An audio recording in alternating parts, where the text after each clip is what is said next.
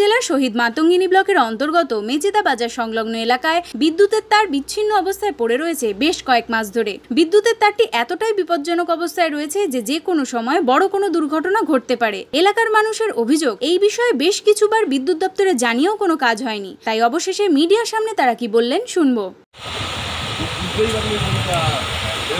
মাথা লেগে গেলেই বাল উড়ে যাবে।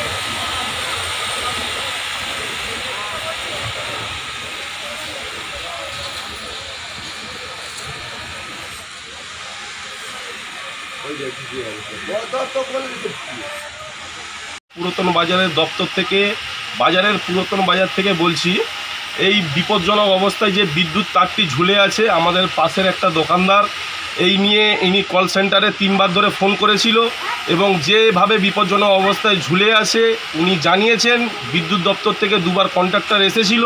এই কন্ট্রাক্টরটা এসে ওনারা পোস্টারের অবস্থা দেখে ওনারা চলে যান এবং যে তারটি যে অবস্থাতে আছে কোনো আশঙ্কাজনক অবস্থাতে এবং বিপদ ঘটতে সময় সাপেক্ষ, এবং আমরা অনেক কষ্ট করে এটা সংবাদ মাধ্যমে জানাচ্ছি এবং জানিয়েছি। ওনারা এসে এই ছবিটা করে যদি দপ্তরকে এটা দিতে পারে, ওনারা যদি এই সহযোগিতা করে থাকে এই বিদ্যুতের সংযোগটাকে, তাহলে আমরা উপকৃত হব।